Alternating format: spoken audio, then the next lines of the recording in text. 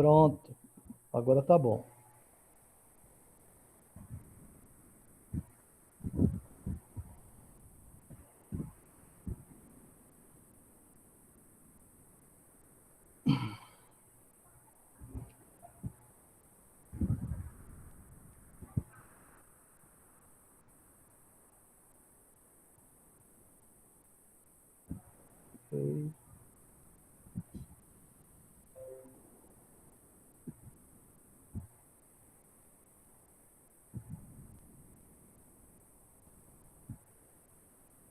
Pronto, meus amados.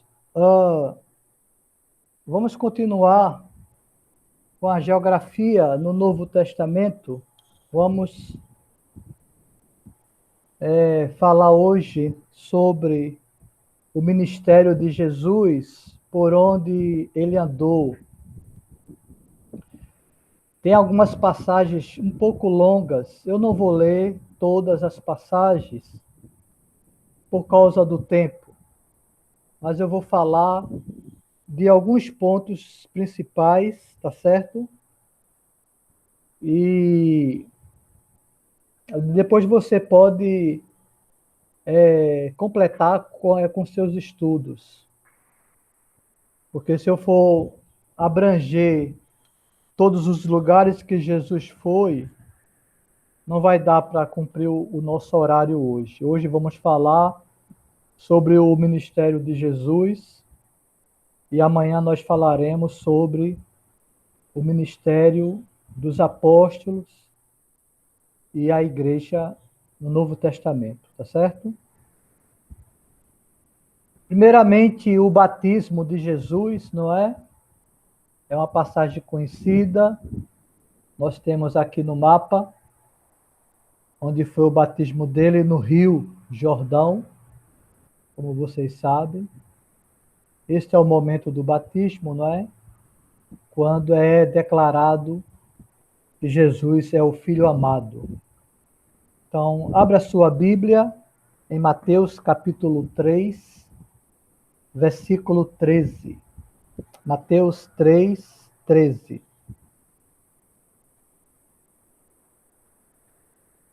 Por esse tempo, dirigiu-se Jesus da Galileia para o Jordão, a fim de João o batizar. Ele, porém, o dissuadia. Quer dizer, João tentava convencer Jesus, dizendo: eu é que preciso ser batizado por ti, e tu vens a mim? Mas Jesus lhe respondeu: deixa por enquanto, porque assim nos convém cumprir toda a justiça. Então ele o admitiu. Então Jesus, ele foi batizado, é interessante isso. Talvez algumas pessoas possam questionar, porque Jesus não tinha pecado, não é verdade? Ele não tinha pecado. O batismo de João, se você lembrar bem, era batismo de arrependimento para a remissão de pecados, com o propósito de restaurar o povo judeu, preparando o povo para receber o Messias. Então, os judeus estavam envolvidos em tradições, religiões humanas e movimentos revolucionários. Então, o povo estava afastado da essência da lei de Deus. João Batista veio batizando os judeus, não é? Todos eles que queriam, no Rio Jordão, e era um batismo para pecadores, de fato.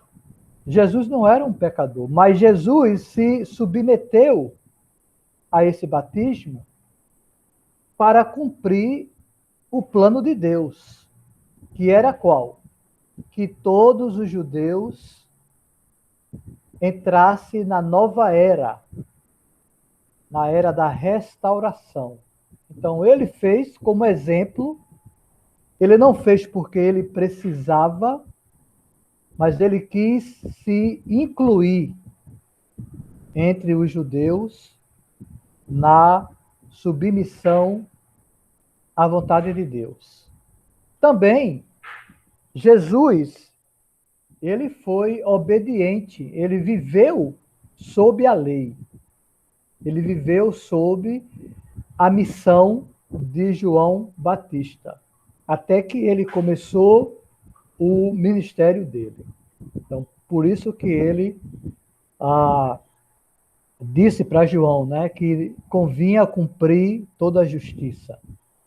Versículo 16, batizado Jesus, logo saiu da água, e eis que ele abriu os céus e viu o Espírito de Deus descendo como pomba vindo sobre ele. E eis uma voz do céu que dizia: Este é meu filho amado, em quem me comprazo, em quem tenho prazer. Então, foi nesse momento que o Espírito de Deus passou a habitar em Jesus. Ele era humano até então.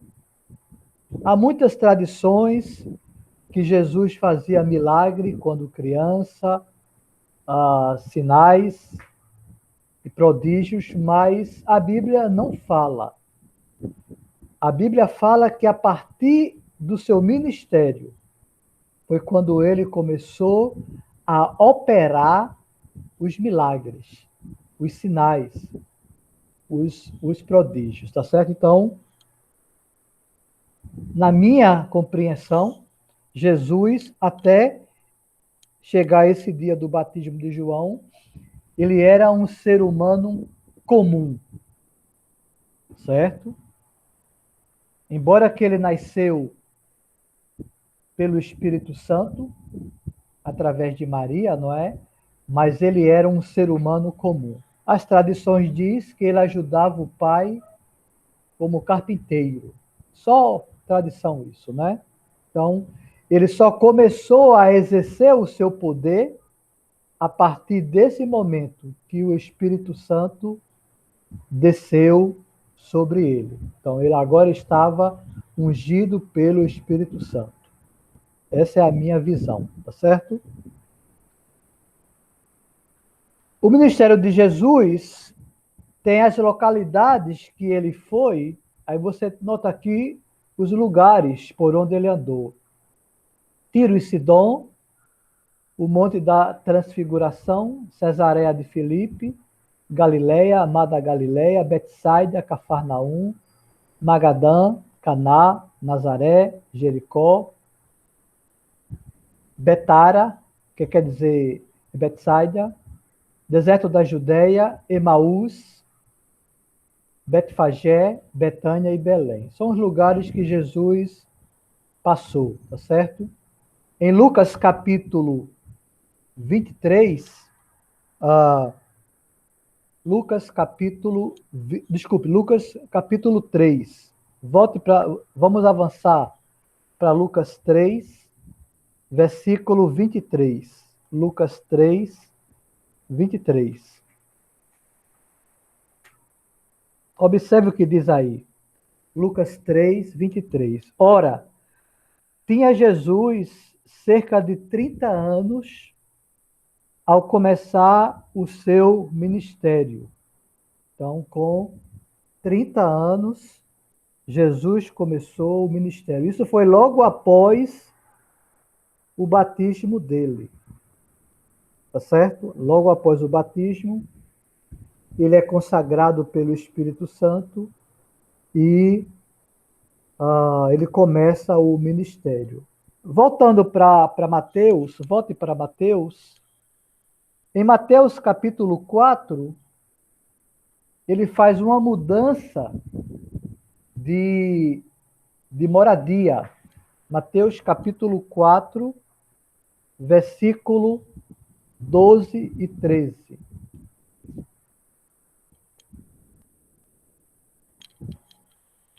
Mateus capítulo 4, desculpe, versículo 23. Eu errei, desculpe. O 23. Que mostra como Jesus estava visitando tantos lugares. É só para entender esse ponto, que nós nomeamos aqui os lugares por onde ele andou, tá certo? Depois a gente volta para Mateus 4, 12 e 13. Mateus 4, 23 a 25.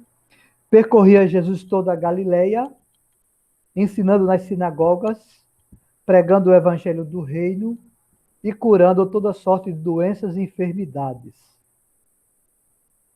entre o povo. E a sua fama correu por toda a Síria. Síria era um país gentil. Trouxeram então todos os doentes, acometidos de várias enfermidades e tormentos, endemoniados, lunáticos, paralíticos, e ele os curou. E da Galileia a Decápolis, Decápolis eram 10 cidades pagãs, Jerusalém, Judeia e dali do Jordão, numerosas multidões o seguiam. Então, esse texto aqui que nós lemos agora é só para você ter uma noção da assim, a localização por onde Jesus andou durante o seu ministério. Então, você nota que ele visitou vários lugares, várias cidades, mas Jesus concentrou o seu ministério. Ele foi o palco principal, tá certo? Foi na Galileia. A Galileia foi o palco principal de Jesus, tá certo? Que é o nosso ponto aqui que vamos ver quando acontece o primeiro milagre realizado por Jesus em João capítulo 2, não é? A multiplicação, desculpe, a transformação, não é? Da água em vinho. Abra lá em João capítulo 2, só para ter uma ideia. E só dois detalhes que você já conhece a passagem, eu sei. Mas em João capítulo 2, versículo 1, chama a sua atenção para este milagre, não é? Versículo 1, 3 dias depois que ele estava com seus discípulos pela Galileia, houve um casamento em Caná da Galileia. Caná era uma cidade lá na Galileia. Veja aqui no mapa a Galileia e Caná é logo aqui. Essa cidade de Caná. Então, houve esse casamento e foi convidado, não é, Jesus e sua mãe para o casamento, também foram os seus discípulos. Versículo 2. Então, ele foi para esse casamento, quando ele transforma, né, a água em vinho, depois que acabou o vinho. E no versículo 11, observe, né, com este, deu Jesus princípio a seus sinais em Caná da Galileia, manifestou a sua glória e os seus discípulos creram nele. Versículo 12. Depois disto, desceu ele para Cafarnaum, com sua mãe, seus irmãos e seus discípulos, e ficaram ali não muitos dias. Então, eles vão para Caná. Caná seria aqui, ó, essa cidadezinha aqui. E após o casamento, eles vão para Cafarnaum, que ficava à beira-mar, mais ao norte, tá certo? Então, este foi o primeiro milagre de Jesus, não é? No seu ministério. Eles usam lá na questão da transformação da água em vinho a medida chamada metreta, né? A metreta era um vaso, um balde que tinha capacidade de 30 a 40 litros, tá certo? A capacidade, né? Versículo 6 diz que estavam ali 6 talhas de pedra que os judeus usavam para a purificação, e cada uma delas levava 2 ou 3 metretas. Então, eram potes enormes, né? Que os judeus usavam para a cerimônia de purificação, tá certo? E aí a gente vai agora avançar um pouco, falando sobre as distâncias nessas cidades lá da Galileia. Volte para Mateus capítulo 4, versículo 13. Lembra, né, que após o casamento de Jesus, ele vai com sua mãe e seus irmãos para Cafarnaum. E em Mateus capítulo 4, versículo 12 e 13, especialmente o 13, é quando você observa essa mudança de localização. Observe, versículo 12. Ouvindo, porém, Jesus que João fora preso, retirou-se para a Galileia. E deixando Nazaré, lembra que quando ele volta com seus pais do Egito, não é? Durante a sua infância e juventude, boa parte de sua juventude, Jesus mora em Nazaré. Mas aqui no versículo 13 diz que ele deixou Nazaré e foi morar em Cafarnaum, situado à beira-mar, nos confins de Zebulon e Naftali. Então, é quando acontece a mudança de residência, não é? De Jesus, tá certo? Quando ele deixa Nazaré, não é? E vai morar lá em Cafarnaum. Deixa eu observar aqui se a minha net caiu. Ok, vocês estão vendo, tá certo. Pronto. Então, aqui nós temos no mapa as distâncias de Cafarnaum. Aqui é a Galileia, vocês estão vendo aí, não é? A Galileia neste mapa. Aqui era Samaria, uma terra mais, digamos, rejeitada, né, pelos judeus. E aqui a Judeia, certo? Aqui nós temos Decápolis, onde tem as 10 cidades pagãs. E temos aqui em cima, ó, da Galileia, Cesareia de Filipe. Era uma outra cidade importante, cenário de Jesus indo para aquela cidade, tá certo? Aí aqui nós temos as distâncias de Cafarnaum para Nazaré, 26 quilômetros aproximadamente, tá certo? Eu pesquisei, não consegui achar assim os dados mais exatos sobre isso. Mas eu fiz uma projeção aproximada, tá bom? Então, de Cafarnaum para Nazaré, 26 quilômetros. De Cafarnaum para Caná, 20 quilômetros. Para Betsaida, 6 quilômetros. Corazim, 4 quilômetros. Tiberíades, 12 quilômetros. Decápolis, 20 quilômetros. E Genezaré, 12 quilômetros. Então, essas cidades ou essas regiões, elas estão em foco no ministério de Cristo.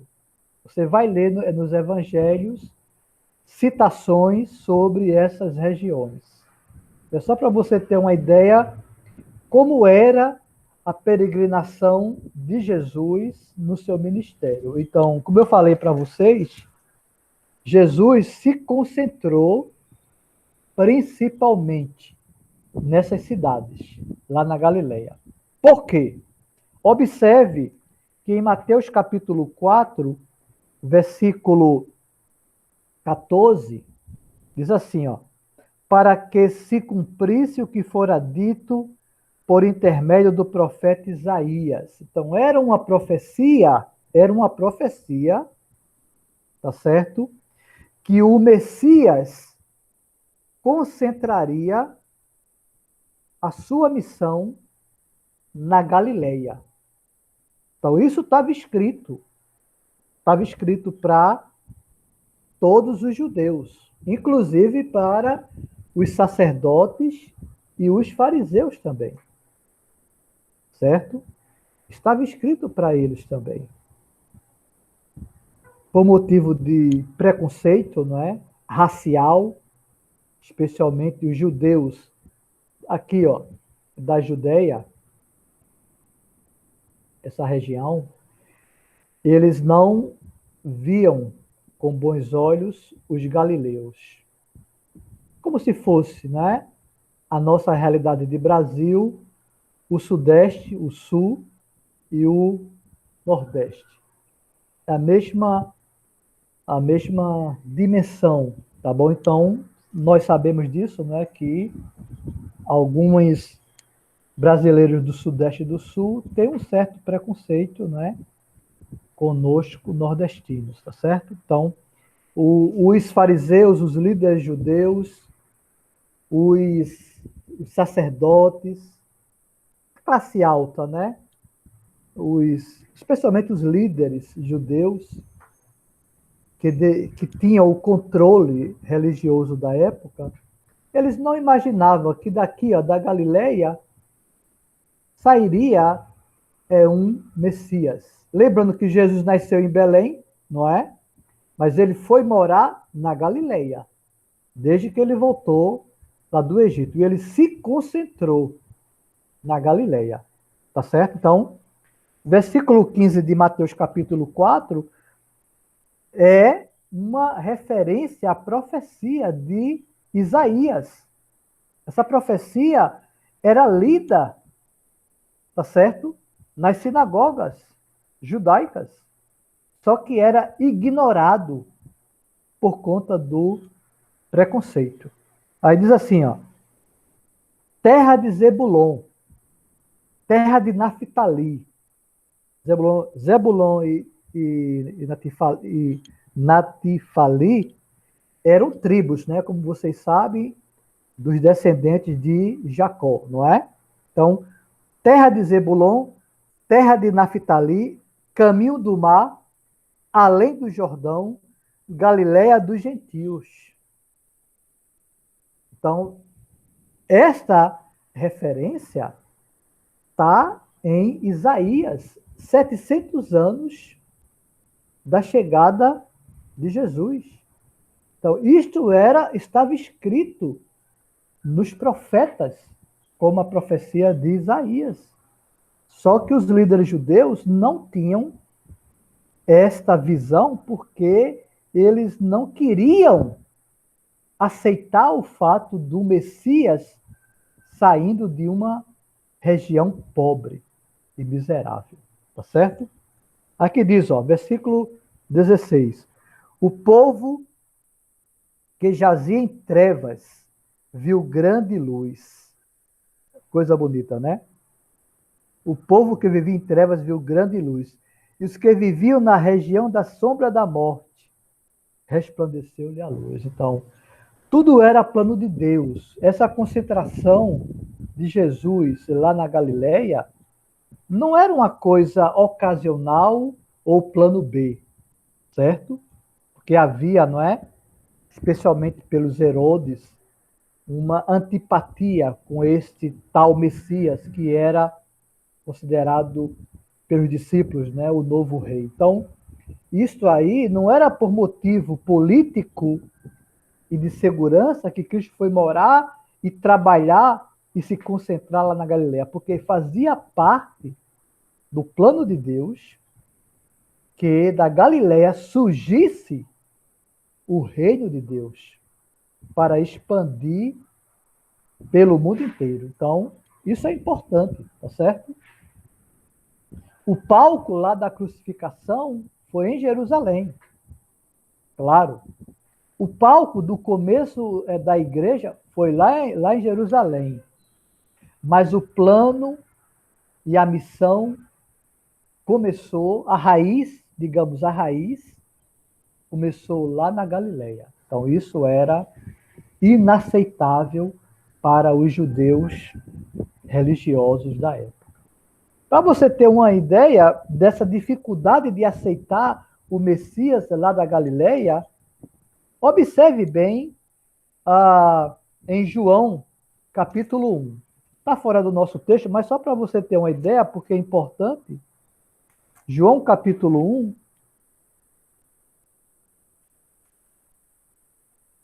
Quando Jesus está, como se diz, evangelizando os judeus. Em João capítulo 1, ele começa a encontrar algumas pessoas que seriam seus futuros apóstolos. E observe versículo 43. No dia imediato, resolveu Jesus partir para a Galileia e encontrou a Filipe, a quem disse: segue-me. Ora, Filipe era de Betsaida. Se você vê aqui no mapa, Betsaida, aqui, ó, bem aqui, estava Betsaida, perto do mar. Aqui o mar da Galileia, o azulzinho. Filipe era de Betsaida, cidades de André e de Pedro, que também eram de lá. Filipe, ele encontrou Natanael e disse-lhe: achamos aquele de quem Moisés escreveu na lei e a quem se referiram os profetas, Jesus, o Nazareno, filho de José. O Nazareno porque ele saiu de Nazaré, não é? Ele morava lá durante toda a sua vida. Aí observe o que Natanael disse, versículo 46.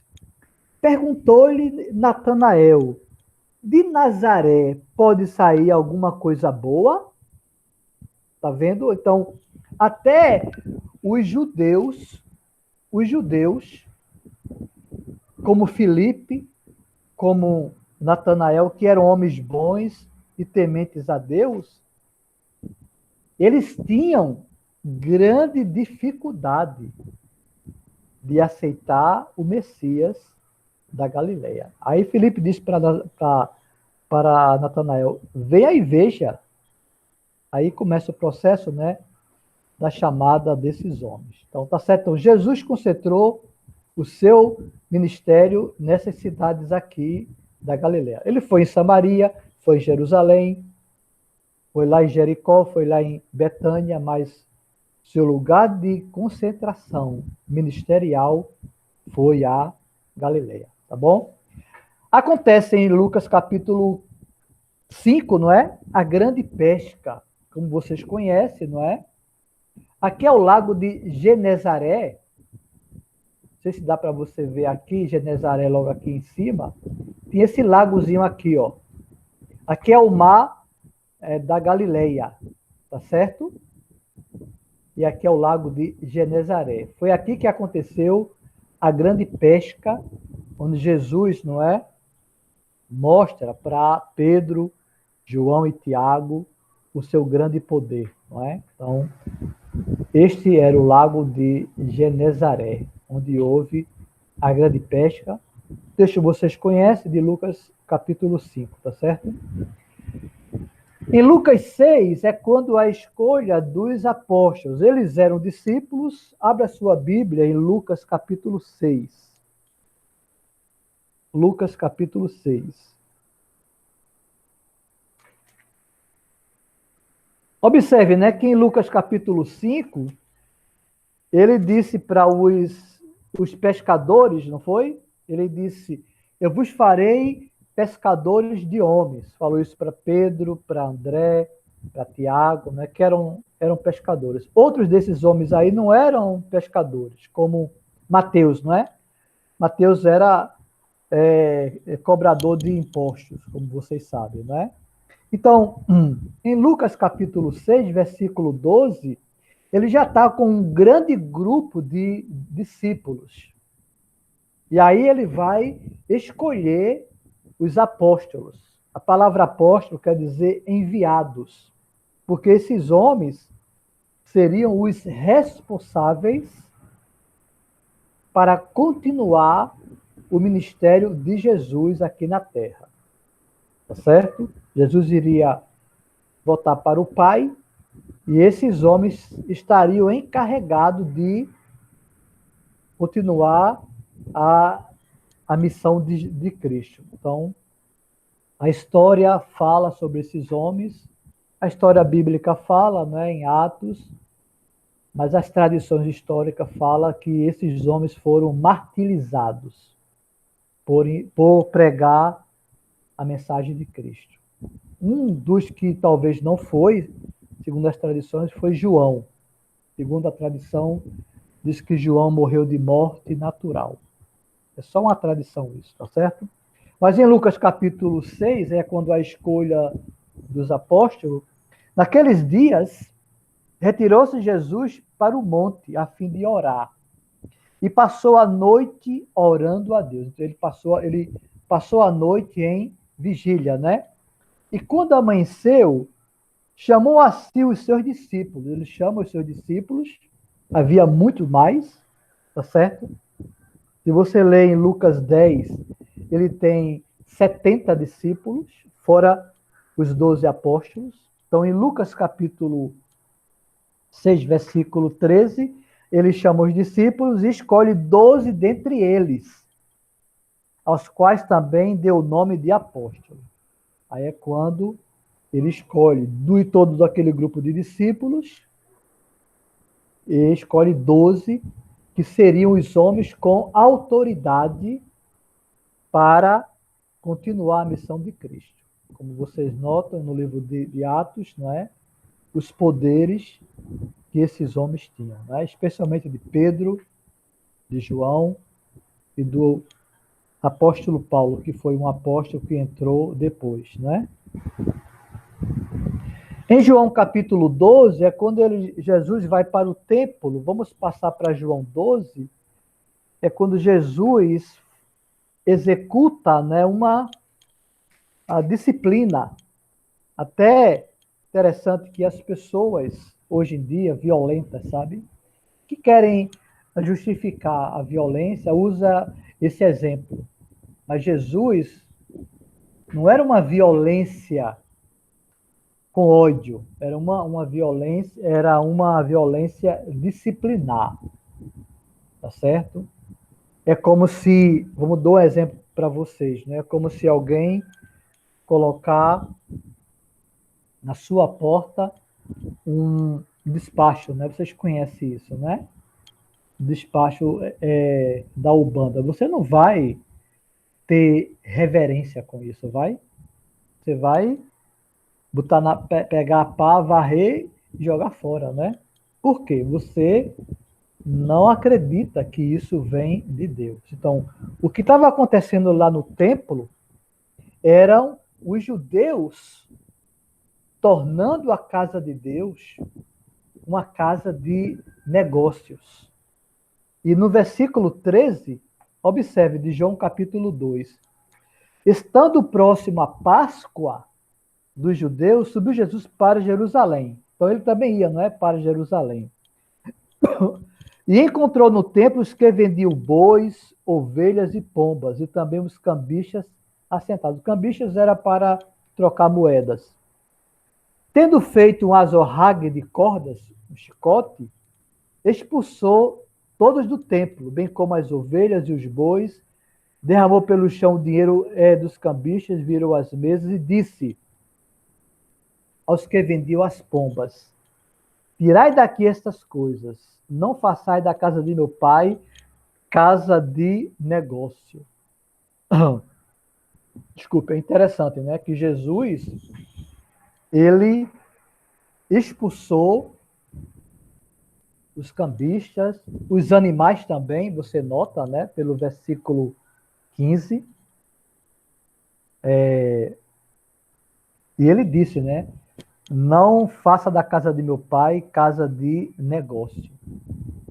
Interessante isso, né? Eu achei aqui um detalhe interessante, não sei se para você seria, mas eu achei. Ele disse aos que vendiam pombas.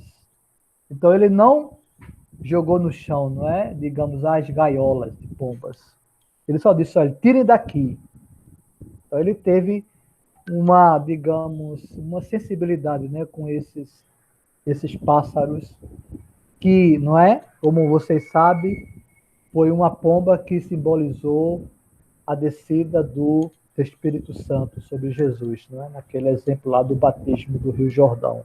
Então, o que estava acontecendo era que os peregrinos que vinham de regiões, digamos, distantes, para a festa da Páscoa, eles eram explorados pelos judeus no templo, especialmente os comandados pelos os sacerdotes. Então, os líderes judeus, os sacerdotes e alguns outros religiosos, eles se aproveitavam, tá certo, dos viajantes para vender uma ovelha que custaria, digamos, R$ 100, vender por 200. As moedas para oferta que vinham de fora, e não era moeda local, ao trocar, os cambistas cobravam ágios muito pesados. Então, deveria ser uma prestação de serviço para os viajantes, mas estava sendo usado para ambição materialista dos que moravam em Jerusalém. Então, Jesus, vendo essa maldade, sabe, essa exploração perante o povo, a bagunça, a feira, né? Não era esse o plano de Deus. Jesus ficou chocado, porque ele disse, né, no versículo 16, não façais da casa de meu pai casa de negócio. Então, era o zelo que ele tinha. Aqui era o zelo de Jesus. Tudo isso que ele fez era por zelo, tá certo? Depois nós temos a última ceia, não é? Quando Jesus celebra a última ceia antes de sua prisão. Em Lucas capítulo 22, é interessante, abra lá para você ver um detalhe. Onde foi a ceia? Interessante isso, que em Lucas 22, versículo 7, 22, 7, houve 3 Páscoas que Jesus estava presente com o seu ministério, tá certo? A contagem de tempo de ministério de Jesus, que é 3 anos a 3 anos e meio, é baseado nas Páscoas que houveram, porque a Páscoa era a cada ano. Então, como houve 3 Páscoa, isso significa que foram 3 anos ministerial de Jesus. Em Lucas capítulo 22, versículo 7, chegou o dia da festa dos pães ázimos, em que importava comemorar a Páscoa. Jesus, pois, enviou Pedro e João, dizendo, ide e preparar-nos a Páscoa para que a comamos. Então, ele manda dois de seus discípulos, não é? Para preparar a Páscoa. Aí, observe no versículo 11. Aí ele encontra uma pessoa que foi guiada por Deus, Jesus já tinha falado com ele sobre isso, não é? E dizer ao dono da casa, o mestre manda perguntar-te onde é o aposento no qual ele come a Páscoa com meus discípulos. Ele vos mostrará um espaçoso cenáculo, mobiliado, ali fazer os preparativos. Então, foi numa varanda em Jerusalém, foi numa casa, não foi no templo essa ceia, foi numa casa de um judeu em Jerusalém, tá certo? E quando ele diz aqui, um cenáculo, era um primeiro andar, uma varanda, tá certo? Naquela casa, onde Jesus fez a última ceia. Ele fez a última ceia, tá certo? E interessante isso, né? Que no versículo 24, observe o 24, suscitaram também entre si, entre os discípulos, uma discussão sobre qual deles parecia ser o maior. Interessante isso, né? Que Jesus está celebrando a última ceia, não é? E se você ir lá para João 13, veja lá em João 13, Jesus, ele aproveita, sabe, esse momento que seus discípulos estão preocupados com posição, quem é maior, quem é melhor, que é mais importante, né? E Jesus começa a lavar os pés desses discípulos, né? Lava os pés de cada um. Interessante, né? Jesus como tinha uma visão de grandeza, sabe, espiritual, não uma grandeza de aparência ou de status, mas uma grandeza de coração, não é? Ele tinha um coração muito humilde, então ele era comum os escravos lavar os pés dos convidados em uma casa. Olha o que Jesus faz. Ele pega uma bacia, com água, uma toalha e começa a lavar os pés de cada discípulo, né? Todos eles, tá certo? E em João 13, né? Ele, ele fala no versículo 12, ele diz: depois de lhes ter lavado os pés, tomou as vestes e, voltando à mesa, perguntou-lhes: compreendeis o que eu vos fiz? Vocês me chamam de mestre e senhor, e dizeis bens, porque eu sou. Ora, se eu, sendo o senhor e o mestre, vos lavei os pés, também vós deveis lavar os pés uns aos outros. Porque eu vos dei o exemplo, para que, como eu fiz, façais vós também. Interessante, né? Que Jesus, ouvindo a murmuração, discussão deles, quem era o maior, Jesus pega a bacia com água, né? A toalha, se ajoelha, tá certo? E começa a lavar os pés dele, mostrando, né? O que é mais importante no reino de Deus. O que é mais importante, né? Então, nessa última ceia, quando acontece algumas declarações de Jesus, tá certo? Aí você pode colocar no seu contexto de sua leitura da última ceia, João 14, João 15, 16 e 17. Faz parte do momento da última ceia, que foi numa quinta-feira à noite, tá certo?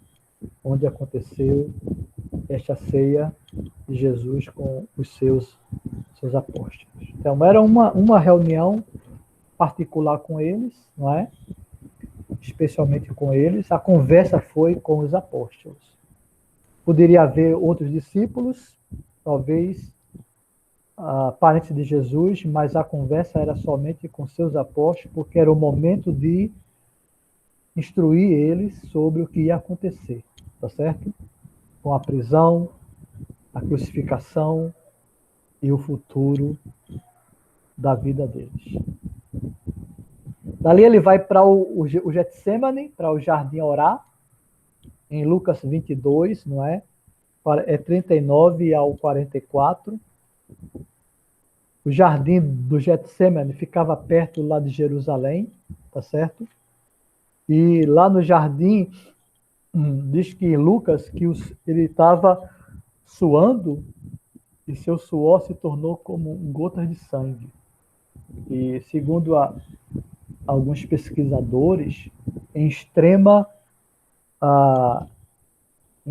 pavor, medo e pânico, o ser humano pode, pelos poros onde sai o suor, sair gotas de sangue também. E você nota pela imagem, os discípulos, né, Pedro, João e Tiago, estão dormindo, né, enquanto ele está orando ao Pai por aquele momento, quando ele diz, né, Pai, se possível, passa de mim este cálice, contudo não seja feita a minha vontade, sim a tua. Então, foi no Getsemane, né? Foi lá que ele foi preso, né? Onde Judas o trai com um beijo, né? E ele é levado pela guarda dos líderes judeus e dali é sua prisão, não é? Lucas 22, versículo 66, quando ele vai para a prisão, tá certo? E os líderes judeus, os fariseus, os sacerdotes, tinha um lugar chamado Sinédrio. Era um local de julgamento onde os presos que cometessem crime contra a lei de Deus, não crime contra Roma, tá certo? Esse foi o julgamento religioso que passou pelos líderes judeus. O outro julgamento foi diante de Pôncio Pilatos, né? Quando agora ele vai ser acusado de crime político contra o Império Romano. Né? Então a acusação é que ele se dizia ser o rei e poderia causar, não é, uma revolta contra César. Essa foi a acusação dos líderes judeus que criaram, né, essa ideia para convencer a Pilatos, que era romano e governava, né, lá em Jerusalém, a aceitar a acusação e mandar Jesus para a pena de morte, que era a cruz na época. Então aí está Jesus sendo apresentado pelos líderes judeus, não é? Lucas 22, 66, e logo ao que amanheceu, reuniu-se a assembleia dos anciões do povo, também os principais sacerdotes com os escribas, e o conduziram ao sinédrio, onde lhe disseram: se tu és o Cristo, dize-nos, desculpe. Então Jesus lhes disse: se eu vou-lo disser, vocês não acreditarão. Também se vos perguntar de nenhum modo, me responderão. Então é nesse momento que eles estão interrogando Jesus, não é? E Jesus responde, especialmente quando ele disse no versículo 69, é que mais atinge esses homens judeus. Desde agora estará sentado o Filho do Homem à direita do Todo-Poderoso. Então disseram todos: logo tu és o Filho de Deus? E ele lhes respondeu: vós dizeis que eu sou.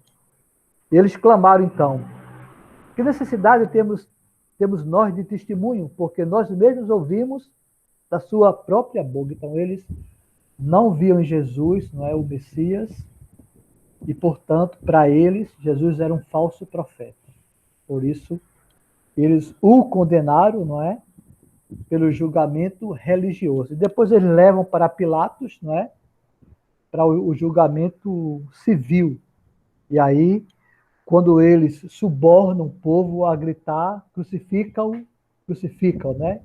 Pilatos apresenta, não é, no preso Barrabás, e este povo, né, coagido pelos líderes judeus, eles, como se diz, pede para soltar Barrabás e a Jesus crucificar. Pilatos, ele lutou muito com isso, porque ele não via em Jesus culpa nenhuma, mas ele, como diz o ditado, né, ele lavou as mãos e não quis fazer justiça, né? Mas tudo isso era plano de Deus, tá certo? Depois temos a sua crucificação. Ele não é, levado para a cruz, apanhou bastante, não é? Nesse momento. Lucas 23 fala sobre isso. E no versículo 26 de Lucas 23, diz que ele apanhou tanto, né? Estava tão machucado que ele caiu. Versículo 26.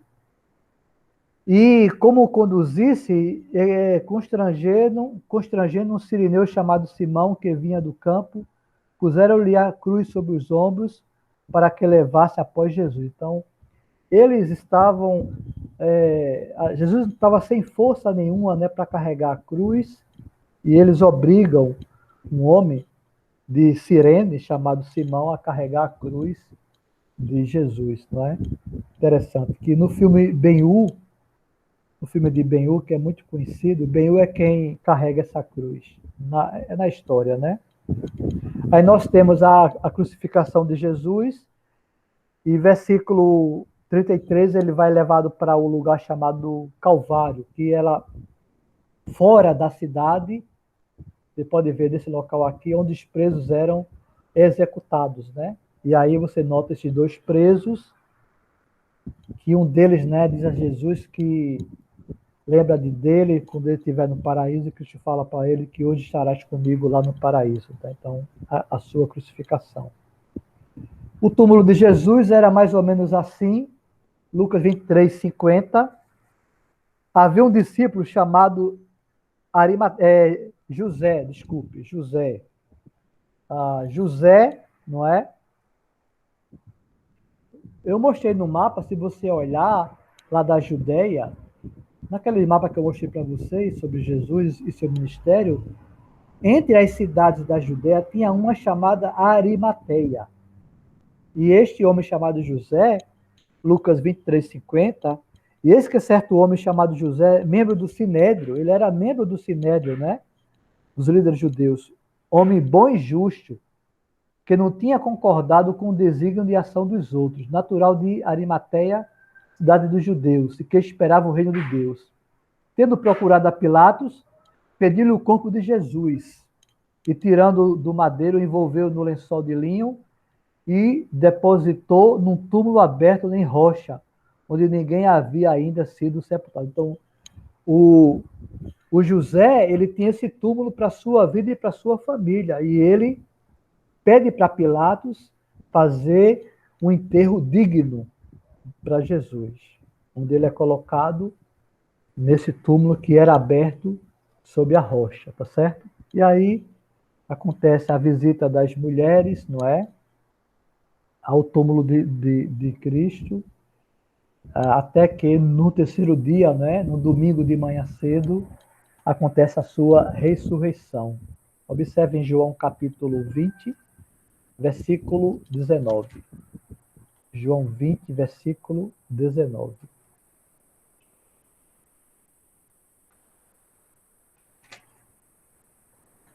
Ao cair da tarde daquele dia, o primeiro da semana, trancadas as portas onde estavam os discípulos com medo dos judeus, veio Jesus e pôs-se no meio deles e disse-lhes: Paz seja convosco. Então Jesus entra na casa, não é?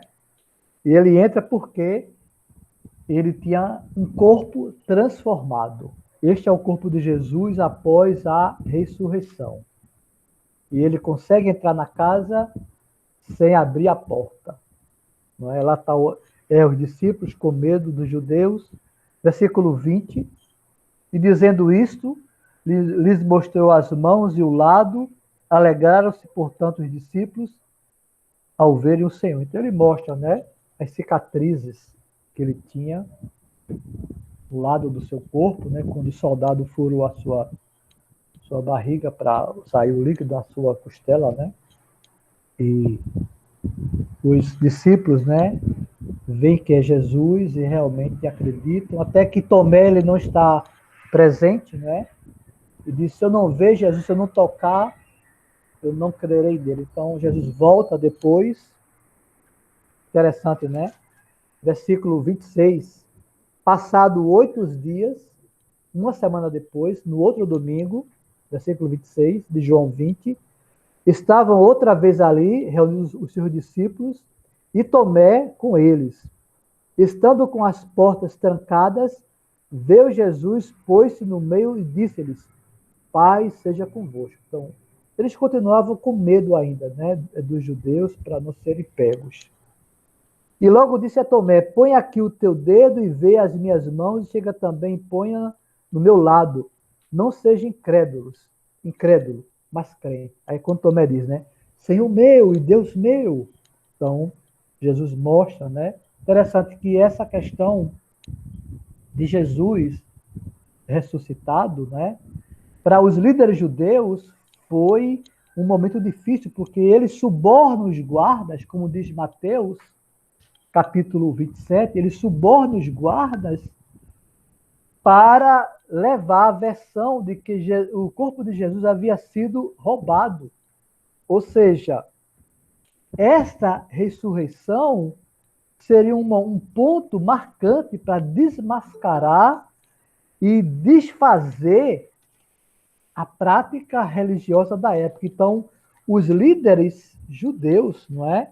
Em Mateus, capítulo 27, versículo 11 em diante, eles subornam os guardas para divulgar os discípulos roubaram o corpo dele. Então, essa era a versão que queriam divulgar para que Cristo não tivesse tanta credibilidade perante o povo na época. E para terminar, é quando Jesus ele ascende e volta ao Pai, não é? Atos capítulo 1, versículo de 1 a 9. Se você ler o livro de Atos, você vai ler do versículo 1 ao versículo 9, que Cristo passa com seus discípulos após ressuscitar 40 dias. Ele passa com eles falando sobre o reino de Deus, tá certo?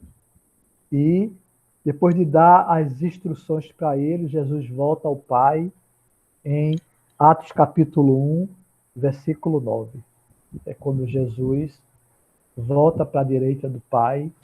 E aí, então, é que os discípulos, os apóstolos, no caso, né? Eles vão esperar o segmento da missão, especialmente no dia de Pentecostes, quando o Santo Espírito desce sobre eles, e aí começa a nova era, a era da igreja. Isso aí a gente vai ver amanhã com o nosso estudo na parte dos apóstolos, tá certo? Obrigado por sua atenção, por esse estudo que tivemos, não é? Um pouco de resumo que passamos, né? Mas é porque o tempo não dá para abranger tudo que queremos fazer, tá certo? Deus nos abençoe e é isso aí. Eduardo, Júlia, querem falar?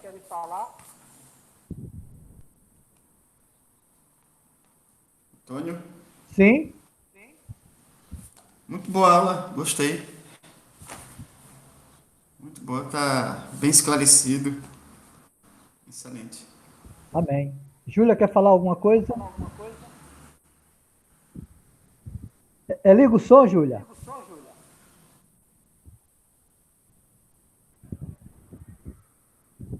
Deixa eu ver aqui.